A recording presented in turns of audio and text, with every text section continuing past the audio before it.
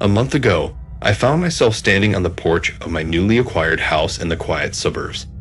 The crisp air felt refreshing after the hustle and bustle of New York City. I had worked hard, saved diligently, and finally managed to fulfill my dream of owning a home away from the urban chaos. The house seemed perfect. A quaint two-story structure with a charming front yard and a cozy interior. I was excited about the peace and solitude it promised. At first, everything was as serene as I had hoped.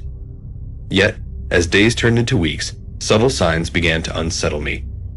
Strange noises echoed through the empty hallways at night. A creaking floorboard here, a soft whisper there. Objects inexplicably moved from where I had placed them, and I often felt a chill down my spine as if someone was watching me from the shadows. Reluctantly acknowledging my growing unease, I decided to call my brother Tony to stay with me for a while. Tony, ever the skeptic, scoffed at my concerns but agreed to come, perhaps more to humor me than out of genuine belief in the supernatural. One evening, after returning from a late night out, Tony and I settled into the living room. I reclined on the couch, trying to shake off the day's fatigue, while Tony busied himself in the kitchen preparing a late-night snack. The house felt unusually quiet, almost oppressive. As Tony chopped vegetables, I could sense his unease growing palpably. He kept glancing over his shoulder, his movements becoming more hesitant. Suddenly, he dropped the knife with a clatter, causing me to startle from my half-doze. "There's someone watching me," Tony whispered hoarsely, his voice trembling with a mix of fear and disbelief. I turned to look towards the kitchen window, expecting to see nothing but the darkened backyard beyond. Instead, what I saw froze the blood in my veins. A grotesque figure pressed against the glass. Its skin was a sickly yellow hue, its eyes a piercing shade of blue that seemed to glow in the dim light. The figure had a gaping mouth and flaring nostrils, its expression twisted into a horrifying grimace. I gasped, unable to tear my eyes away from the nightmarish sight. Tony let out a strangled cry and stumbled backward, knocking over a chair in his haste to retreat from the window. Heart pounding, I rushed to Tony's side, and together we fumbled to switch on every light in the house. We turned up the volume on the stereo, hoping the upbeat music would drown out the eerie silence that had descended. But even with every corner illuminated and music blaring, we couldn't shake off the feeling of dread that hung heavy in the air. Sitting huddled in the living room, we recounted what we had seen, desperately trying to rationalize the irrational. Tony, usually the voice of reason, admitted that he couldn't explain away what had appeared in the window.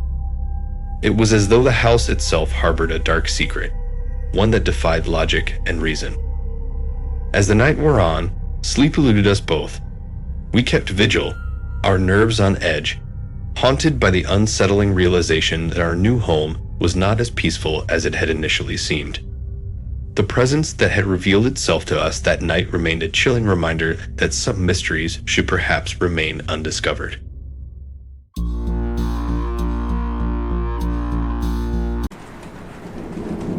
As I left work, tired and worn out, the rain poured down relentlessly, matching the turmoil I felt inside. I hurried along the wet pavement, wanting to get away from the city's grip. Nearby, a homeless man sought shelter, and I couldn't ignore him. I gave him some money, hoping to ease my guilt. But instead of thanking me, he went off on a tangent about unseen forces and secret plots. Confused and unsettled, I brushed off his rantings and got into my car. I decided to take a different route home, thinking it would be quicker. Little did I know, this choice would lead me into a terrifying ordeal. Rain hammered against the windshield, the wipers barely keeping up. Traversing the slippery road, my headlights sliced through the darkness, revealing only a mysterious path ahead. Suddenly, in the distance, I spotted a car with flashing taillights, standing in the middle of the road. My first thought was that someone had broken down. I slowed down, cautiously approaching the car. It looked old and abandoned, a relic of another era, and next to it stood a hooded figure. His face was hidden in the shadows, but as I drew closer, he slowly turned his head towards me. My heart skipped a beat as the light illuminated a bloody wound on his cheek. My first reaction was to grab my phone and call the police, but as luck would have it, there was no signal. Irritated and growing increasingly anxious, I looked up to find the hooded figure gone. I scanned the surroundings, but he was nowhere to be seen. The rain blurred everything outside the car window, creating a surreal, almost nightmarish sight. Then a sudden knock on the window on the opposite side made me jump. I turned my head, and there he stood outside, looking directly at me through the glass. He was trying to open the door, his hands pressed against the window. Panic gripped me as I clumsily fumbled with the keys, finally managing to start the engine. I pressed down on the gas pedal, leaving the figure behind, his cries drowned out by the roar of the engine and the pounding rain. I drove for several miles, feeling the unease grow with each passing minute. The rain continued to pour relentlessly, and my heart pounded as I recalled our encounter. I glanced in the rearview mirror, half expecting to see the hooded figure trailing behind me. The road seemed endless, a ribbon of wet asphalt stretching into the distance. Suddenly, my car began to sputter and jerk. The engine groaned, and before I knew it, it had stalled completely. I was left in total darkness, the only sound the relentless drumming of rain on the roof. I tried to restart the car, but to no avail. Frustration gave way to terror as I realized I was stranded in the middle of nowhere, without a signal or a way to call for help. And then came the sound, a soft, rhythmic tapping from behind the car. I froze, my breath catching. Slowly, I turned, and there he was, pressed against the rear window, the hooded figure. His eyes were locked on mine, and a chilling smile spread across his lips before he vanished into the night once more. Desperation clawed at me as I tried to start the car again. After several attempts, the engine roared to life, and I sped away, my hands gripping the steering wheel so tightly my knuckles turned white. As I drove, I couldn't shake the feeling that I wasn't alone. I glanced in the rearview mirror again, and my blood ran cold. The hooded figure was sitting in the back seat, his eyes glinting with a malevolent glee. I slammed on the brakes, the car skidding to a halt on the wet road. I threw open the door and stumbled out, the rain immediately drenching me. When I looked back into the car, the back seat was empty. My mind raced, trying to make sense of what was happening. Was I losing my mind? Had the stress and fatigue finally caught up with me? I had no time to ponder as survival instincts kicked in. I had to find help, and fast. I spotted a faint light in the distance, a beacon of hope amidst the oppressive darkness. I started running, the mud and rain making each step a struggle. When I finally reached the house, I banged on the door, praying that someone would answer. After what felt like an eternity, the door creaked open, revealing an elderly woman. Her eyes, sharp and knowing, took in my disheveled appearance. Before I could explain, she spoke. "You've seen him, haven't you? The man in the hood." Her words sent a shiver down my spine. She invited me inside, and I gratefully accepted, collapsing into a chair by the fire. She handed me a towel and a cup of tea, and I recounted my encounter, the fear evident in my voice. The woman nodded, her expression grave. "You're not the first. Many have seen him over the years. He's a restless spirit, a man who died on this road long ago. They say he's searching for those responsible for his death."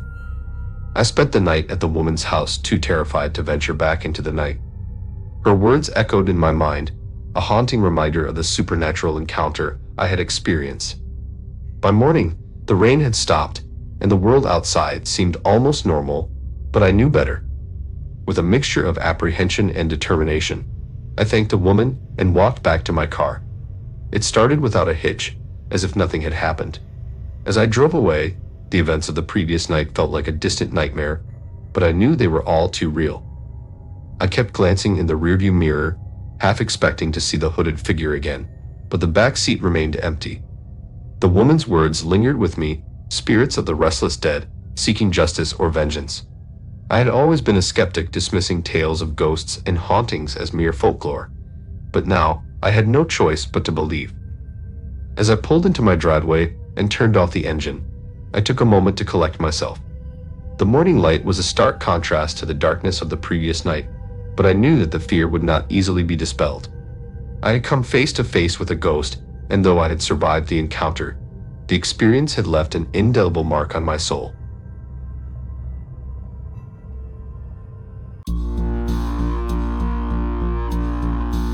When we stumbled upon the house, it felt like fate had intervened on our behalf.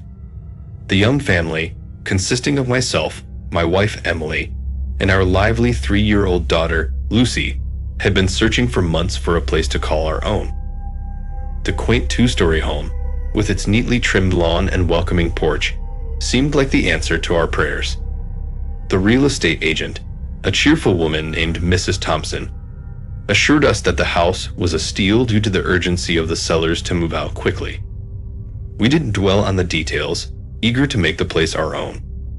As we walked through the rooms, imagining where our furniture would go and how we'd decorate, a sense of excitement bubbled up inside us. This was it, our fresh start in a new home. The paperwork was signed, boxes were packed, and movers were hired. Within a week, we were settled in, surrounded by familiar belongings in an unfamiliar space. Despite the occasional creaks and groans of an old house settling, everything felt perfect. Emily busied herself unpacking kitchenware while Lucy explored every nook and cranny with glee. The tranquility of our new home was shattered on the first night. It started innocuously enough, a loud crash that reverberated through the walls, jolting us awake. Emily clutched my arm tightly, her eyes wide with fear. I reassured her it was probably just the house settling, but the noise repeated, louder and more unsettling this time. Grabbing a flashlight, I ventured into the darkened hallway, my heart pounding in my chest. The beam of light swept over empty rooms and silent corners, finding nothing out of place. Yet, as I reached the living room, the crashing sound echoed again, accompanied by a chilling draft near the window. I approached cautiously, peering out into the night. There, under the dim glow of the streetlight, stood an old woman. Her face was obscured in the shadows, but her presence sent shivers down my spine. Her eyes, though barely visible, seemed to bore into mine with a haunting intensity. I stumbled back, heart racing, and pulled the curtains shut. Emily stood beside me, pale and trembling, confirming that she had seen the woman too. We tried to convince ourselves it was a trick of the light or a tired mind playing tricks, but the unease lingered long after the old woman had disappeared into the darkness. The following evening, as we sat down to dinner, the lights suddenly flickered and died. Darkness enveloped the house like a heavy blanket, plunging us into an unsettling silence. Emily lit a candle from the drawer and turned to place it on the dining table, her face a mix of determination and unease. As she stepped into the kitchen, her movements faltered. There, standing amidst the shadows, was the old woman.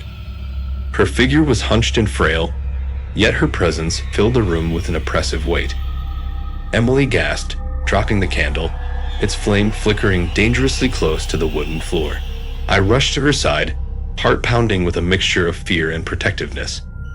The old woman's eyes bore into mine, filled with a haunting familiarity that I couldn't place. We called the police, desperate for any semblance of security or rational explanation. Officers arrived promptly, their faces skeptical as we recounted our encounters. They searched the premises thoroughly but found no trace of the old woman or any evidence of intrusion.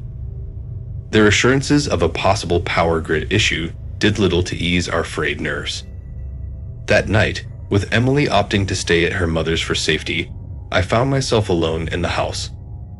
I reached out to the former owners, hoping they could shed light on our increasingly bizarre experiences.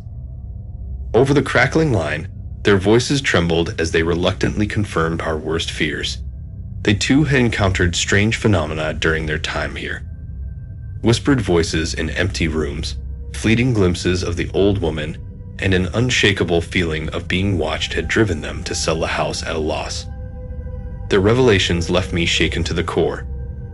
I poured myself a drink, hoping the warmth of the whiskey would calm my racing thoughts. But as the hours crept by, the oppressive silence of the house became unbearable. Every creak and rustle seemed amplified, echoing through the empty rooms like ominous warnings. In the dead of night, a sharp knock on the door shattered the fragile peace. My heart leaped into my throat as I stumbled to answer it, my mind clouded by alcohol and fear. The door swung open, revealing a figure cloaked in darkness, a silhouette that bore a striking resemblance to Emily. Relief washed over me as she brushed past without a word, heading straight for the bedroom. Exhaustion claimed me, and I collapsed on the couch. Morning brought clarity in the form of a phone call from Emily. Her voice, tinged with concern and confusion, shattered the fragile illusion of safety. She hadn't spent the night here. She had been at her mother's all along. Fear gripped me like a vice as I realized the implications of who or what had entered our home last night. With trembling hands, I ventured into the bedroom, bracing myself for the sight that awaited. There, framed against the pale light of dawn, stood the old woman. Her eyes, though faded with age, held a malevolent spark that chilled me to the bone. Terror seized me, driving me to flee the house in a blind panic. We sold the house soon after, eager to escape its sinister grasp. Weeks later, a news headline flashed across the television screen. The house, now inhabited by a new family, had burned down overnight. Their bodies were discovered in the charred remains, victims of a fire that had consumed them while they slept.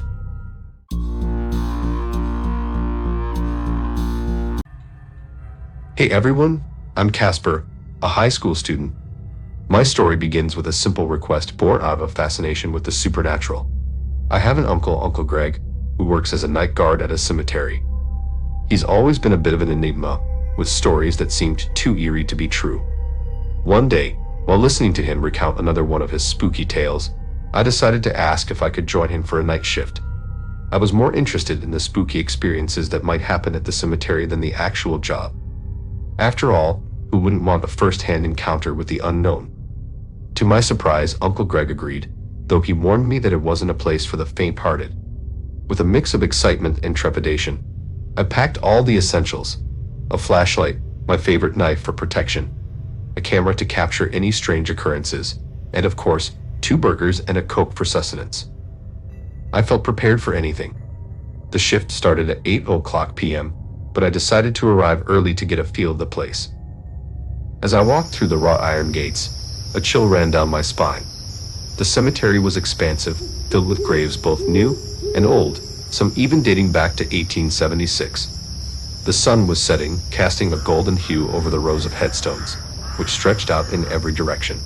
The names and dates etched into the stones told stories of lives long gone. There was something profoundly eerie about standing among so many remnants of the past.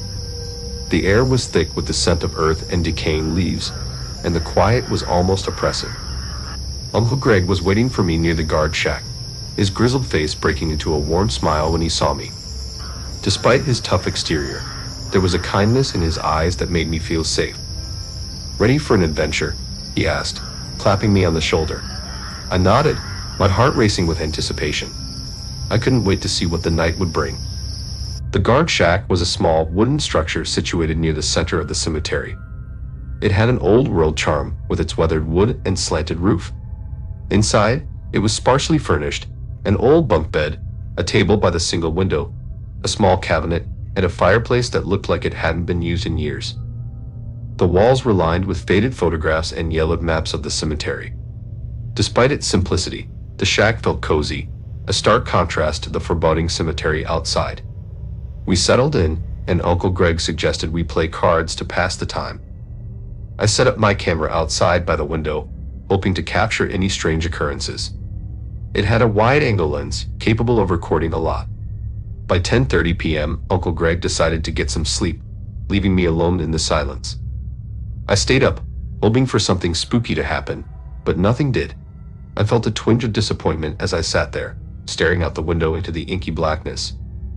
Around 1:00 a.m., I finally decided to go to bed.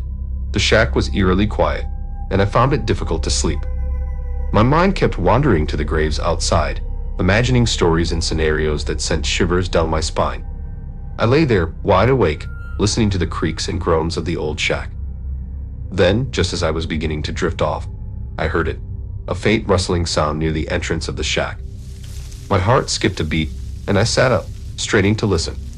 The sound came again, followed by what sounded like something falling to the ground. My first thought was of the camera. I grabbed my flashlight and tiptoed to the door.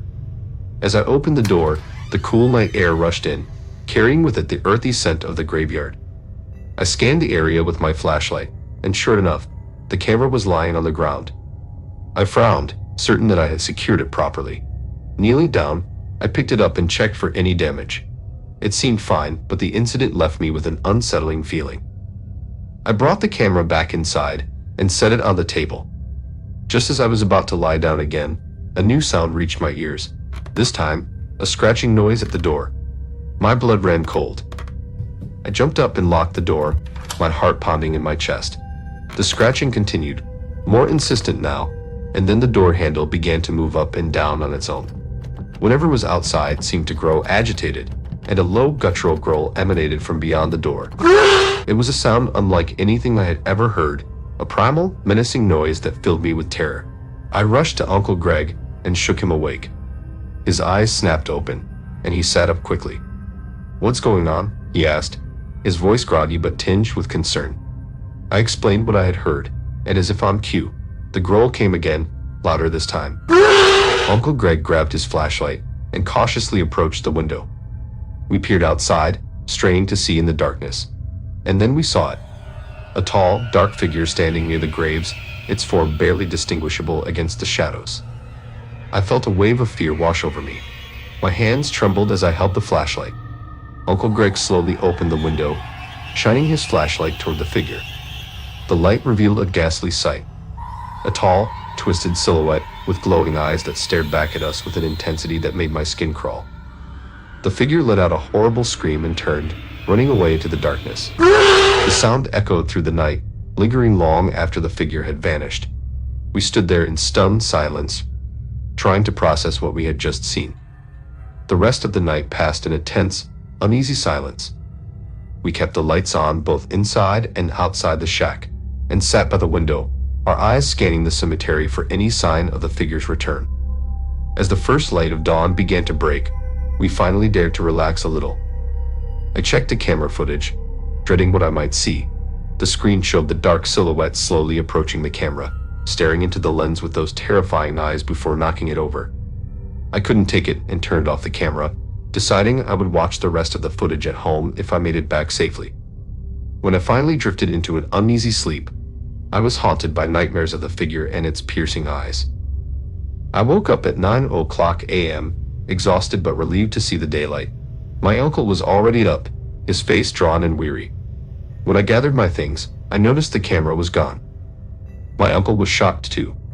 We searched the area thoroughly, but it had vanished without a trace. As I headed home, I couldn't shake off the feeling of being watched. The events of the night replayed in my mind, and I felt a deep sense of dread. When I finally got home, I locked the door behind me and tried to calm my nerves. I was never going back to the cemetery for thrills again.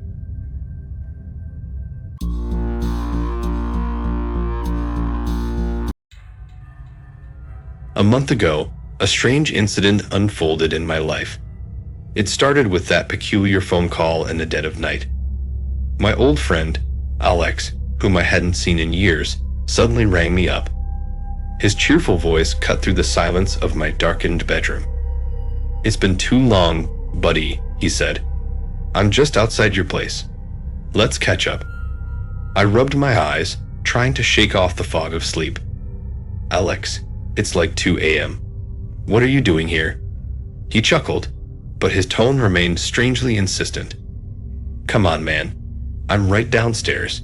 Let's go for a walk, just like old times." I hesitated, feeling a mixture of confusion and annoyance. "Alex, I appreciate it, but I really need to sleep. Can we do this another time?" There was a brief pause on the line, and then Alex's voice changed.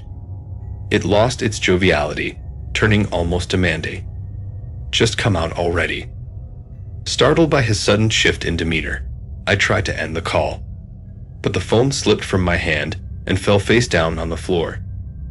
I muttered a curse under my breath and went back to sleep, the unease of the conversation lingering in my mind.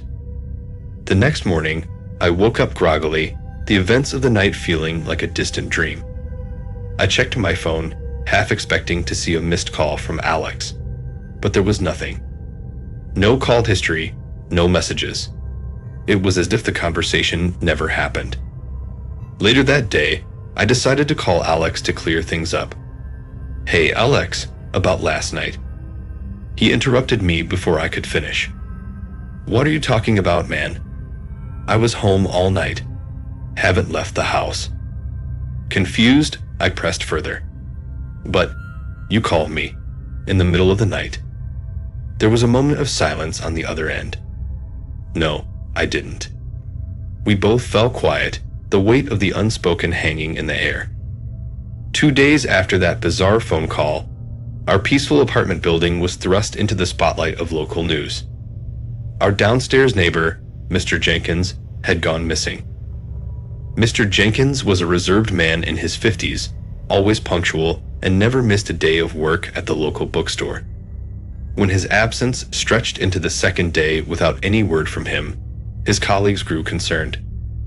They tried calling him, knocking on his door, but no response came. Eventually, the police decided to break down the door. I held my breath as they forced their way into Mr. Jenkins' apartment. The silence that followed seemed to stretch on for an eternity. Then, the lead officer emerged, his expression grim. "The apartment is empty," he announced to the growing crowd. "There's no sign of Mr. Jenkins anywhere." As the police continued their active investigation into Mr. Jenkins' disappearance, questioning neighbors throughout the apartment building, a pivotal moment unfolded during their inquiry with me. I was recounting the strange phone call incident that had stirred me from sleep when a neighbor from Mr. Jenkins' floor approached. It was Mrs. Green, a middle-aged woman known for her curiosity and occasional eavesdropping. She hesitated for a moment, then leaned in to speak to detectives, her voice barely above a whisper. I overheard Mr. Jenkins that night," she began, her eyes darting nervously between me and the detectives. "I saw him through the peephole as he was leaving his apartment. He was talking on the phone." The detectives leaned forward, attentive to her every word. "What did you hear?" one of them prompted gently. "He seemed agitated," Mrs. Green continued, her voice trembling slightly. "He kept saying into the phone, 'I'm coming out already. I'm coming.' He sounded frustrated, like he was arguing with someone." A shiver ran through me as I realized how close I had come to stepping out into that night, to meeting whatever unseen entity had lured Mr. Jenkins away.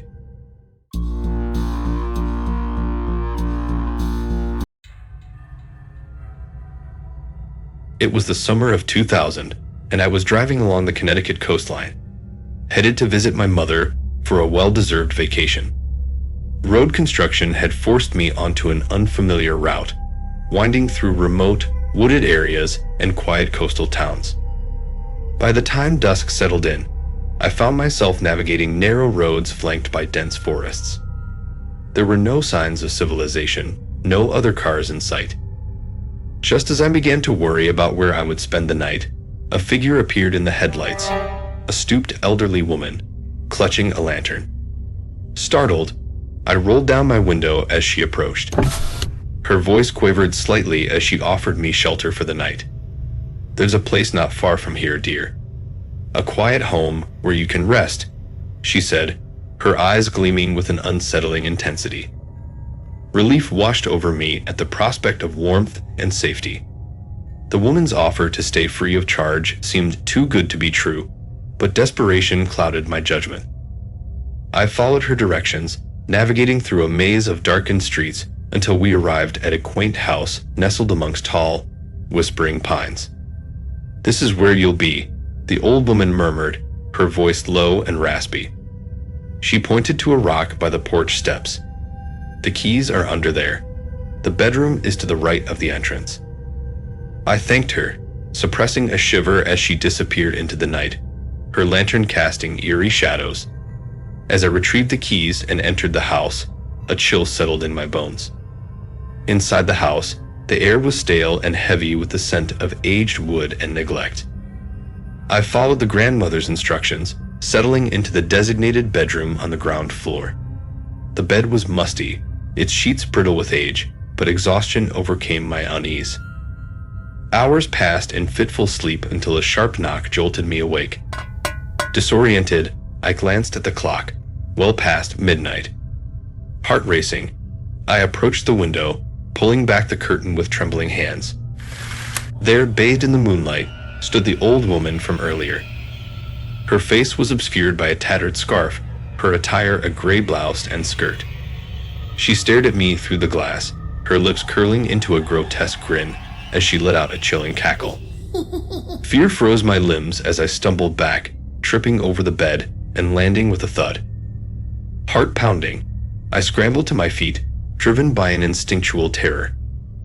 I dashed for the door, fumbling with the latch in my haste to escape. Behind me, I heard the creak of floorboards, the heavy, deliberate steps of someone, or something, approaching. With a surge of adrenaline, I burst through the door and raced into the night, the cold air burning my lungs. The heavy breathing I had felt at my back fueled my sprint until I reached the safety of my car, parked just a few yards away. As I slammed the door shut and locked it, I peered into the darkness, expecting to see the old woman.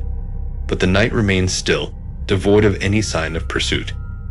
Shaken and breathless, I leaned against the car, trying to steady my racing thoughts. My mind reeled with questions. Who was that woman? What did she want? And why had she lured me into that house?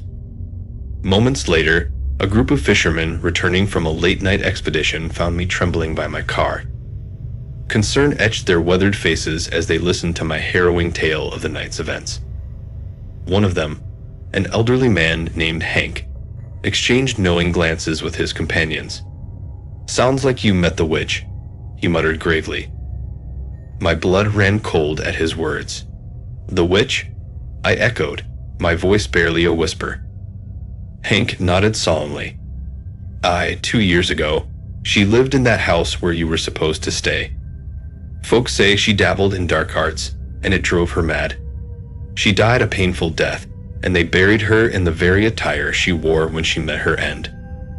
I listened, spellbound yet horrified by the implications of his words. "She comes back," Hank continued, his voice low and haunted. "Every now and then, to torment those who cross her path. You're lucky you got away." The fishermen's tales of the witch lingered in my mind long after that fateful night.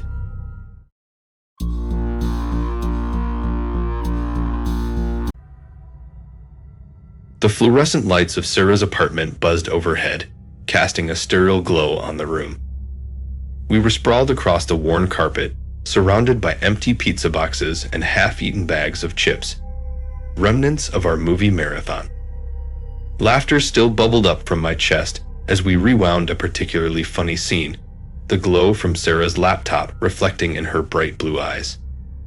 But the laughter slowly died down, replaced by a yawn that escaped my lips. It was getting late. The hands on the clock on Sarah's wall mocked me. 11:30 p.m. My stomach lurched. My mom would be worried sick if I wasn't home soon.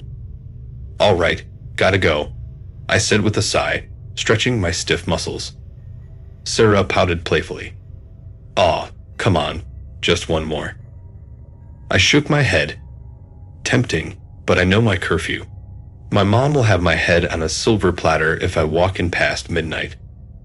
We hugged goodbye, the warmth of it a stark contrast to the chill that awaited me outside. Sarah lived a few blocks away in a well-lit, populated area, while my house was on the outskirts of town, bordering a large park known for being a shortcut, but also notorious for being a bit creepy after dark. The park was never completely deserted, even at night. You'd see the occasional jogger or dog walker, a silhouette flitting through the trees under the dim glow of scattered streetlights. But tonight, it felt different. An oppressive silence hung heavy in the air, broken only by the rustle of leaves in the cold wind. The streetlights seemed further apart, casting long, inky shadows that danced across my path. Every creak of a branch, every rustle of leaves sent shivers down my spine. I pulled my jacket tighter around myself, wishing I hadn't worn my flimsy sneakers. The uneven ground beneath my feet and the gnarled branches reaching out from the trees like skeletal fingers did little to ease my growing anxiety. Halfway through the park, I saw him. A figure huddled on a park bench, its back turned to me. As I drew closer, the figure shifted. It was an old man, his head buried in his hands. His ragged clothes hung loosely on his bony frame, and a gnarled cane lay abandoned at his feet. "Excuse me," I said tentatively, my voice barely a whisper in the stillness. The old man didn't move. Hesitantly, I took a step closer. "Sir, are you all right?" I repeated, my voice a little louder this time. The figure slowly raised his head. My breath hitched in my throat. His face was a roadmap of wrinkles, etched with deep lines that spoke of a hard life. But it was his eyes that haunted me. They were an unsettling shade of gray, clouded with cataracts, yet somehow holding a spark of malice that sent a jolt of fear through me. "Lost, child?" he rasped, his voice like dry leaves rustling in the wind. I nodded, unable to form any words. His gaze seemed to pierce me, stripping away my bravado, leaving me feeling vulnerable and exposed. "Freedom Square," he croaked, his voice barely audible. "Can you show me the way?" My mind raced. Freedom Square was on the other side of town, nowhere near the park. My gut screamed at me to run, to leave this unsettling figure behind. But the pleading in his voice, the vulnerability in his sunken eyes, gave me pause. Maybe he was just genuinely lost. Maybe a little kindness wouldn't hurt. "Well, it's not exactly on the way," I stammered, my voice barely above a whisper. "But I can walk you to the main road, and you can catch a bus there." He let out a dry chuckle that sent shivers down my spine. "Buses don't run this late, child. Besides, my legs aren't what they used to be. Walking wouldn't be an option." He shifted on the bench, his face contorted in a grimace of pain. My heart twinged with sympathy. He looked frail, genuinely in need of help. Maybe my mom would understand a little delay if I explained the situation. "All right, come on," I sighed, cursing myself for my soft heart. He rose with surprising agility for someone who claimed to have bad legs. As he straightened, I noticed a dark stain spreading on his clothes, a stain that looked suspiciously like blood. My stomach lurched, but I pushed the thought aside. Maybe he had just fallen or hurt himself. We walked in silence, the old man's hunched figure casting an ominous shadow beside me. The park seemed to grow darker, the shadows deeper, as we ventured deeper into its embrace. The silence was broken only by the crunch of our footsteps on the gravel path and the occasional rustle of leaves in the wind. I tried to engage him in conversation, to distract myself from the growing unease that gnawed at my insides. But he responded with grunts and monosyllables, his eyes fixed on the ground ahead. As we neared the park's exit, I noticed a flicker of movement in the bushes to our left. A dark shape darted out, its eyes gleaming in the dim light. A wildcat, I thought, relieved. Just a wildcat. But the old man's reaction sent a fresh wave of fear coursing through me. He stiffened, his body trembling, his eyes widening in terror. He let out a strangled gasp and grabbed my arm, his grip surprisingly strong for his frail appearance. "What was that?" he hissed, his voice barely a whisper. "I think it was just a cat," I said, trying to sound calm, but my voice quavered with uncertainty. He shook his head violently, his eyes darting around as if expecting something to leap out from the shadows. "No," he whispered, his voice laced with fear. It was something else, something evil. His words sent a chill down my spine. I wanted to run, to escape this unsettling atmosphere and the old man's growing paranoia, but I couldn't abandon him. Not now, not when he seemed so genuinely afraid. "It's okay," I said, trying to reassure him, my voice barely above a whisper. "We're almost out of the park." We continued walking, his grip on my arm tightening with every step. Finally, we emerged from the park's shadowy embrace onto the well-lit streets of the neighborhood. The old man let out a sigh of relief, his body slumping against mine. "Thank you, child," he rasped, his voice trembling with gratitude. "You saved me." "Are you sure you'll be okay?" I asked, my voice laced with concern. He nodded, his gaze shifting away from me. "I'll be fine," he muttered. "Just need to find a place to rest for the night." I hesitated, my mind wrestling with the conflicting desires to help and to flee. The old man's appearance, his fear in the park, the blood stain on his clothes. Everything pointed to him being someone to avoid. But the plea in his eyes, the vulnerability etched on his face, tugged at my heartstrings. I couldn't just leave him out there, alone and afraid. "Here," I said, extending my hand towards him. "Let me walk you to a homeless shelter. They'll give you a warm bed and a hot meal." He hesitated for a moment, his gaze searching mine.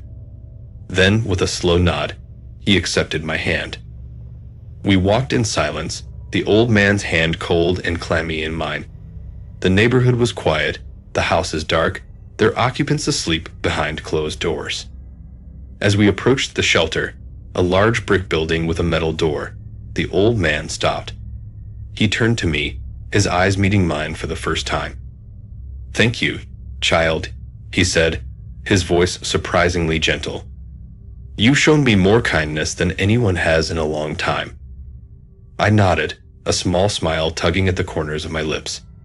"It was no trouble," I said, though my heart still pounded with a mix of fear and relief. He reached out and placed a hand on my cheek, his touch surprisingly warm. "Remembered, child?" he whispered, his voice barely audible. "Not everyone is who they seem." With that, he turned and walked towards the shelter, his hunched figure disappearing through the metal door. 2 years had passed since that chilling encounter in the park, but the memory of the old man and his cryptic warning still lingered in my mind, a shadow that refused to fade. Life had moved on, the routine of work, friends, and family filling my days, pushing the unsettling experience to the back of my consciousness. However, fate had a way of reminding me of the darkness that lurked beneath the surface of the ordinary. One late evening, I found myself working overtime, the clock ticking past my usual exit time. The streets were deserted, the city lights casting long, eerie shadows that danced in the wind. As I hurried home, my footsteps echoing in the stillness, a sense of unease crept over me. The park, the shortcut I had avoided for years, loomed ahead, its dark expanse beckoning me. I hesitated, my heart pounding in my chest. Should I take the long way around, risking my mother's wrath? Or should I brave the park, hoping to reach home faster? My decision was made for me when I heard a wolf whistle, a harsh sound that sent a jolt of fear through me. I turned to see 2 figures emerging from the shadows, their faces obscured by the dim light. Panic surged through my veins. I turned and ran, my footsteps echoing through the deserted park. The men pursued me, their laughter echoing in the stillness. I could feel their hands reaching for me, their hot breath on my neck. I stumbled, my legs giving way beneath me. I fell to the ground, the hard pavement scraping my skin. A sharp pain shot through my head, darkness enveloping me. I heard the men's voices, their laughter turning to screams, their words a jumbled mess of fear and confusion. Then, I felt a familiar presence, a comforting warmth that seemed to radiate from the old man. He was there, his hunched figure bending over me, his eyes filled with a calm that contrasted with the chaos around me. "It's all right, child," he whispered, his voice gentle and soothing. "You're safe now." The darkness lifted, replaced by a sterile white light. I blinked, my eyes adjusting to the harsh glare. I was in a hospital room, the rhythmic beep of a heart monitor filling the air. A nurse approached me, her face etched with concern. "You've been through a lot, dear," she said, her voice soft and reassuring. Those 2 men, they're in a psychiatric facility now. They were muttering something about a man from the underworld taking their souls. My heart pounded in my chest. The old man's words echoed in my mind. Not everyone is who they seem. Had he somehow intervened that night, protecting me from those men? Or was it just a coincidence, a stroke of luck? I never saw the old man again, but his presence lingered in my memory, a reminder of the unseen forces that sometimes intervened in our lives, protecting us from dangers we couldn't even imagine. And I never forgot the old man's warning, not everyone is who they seem.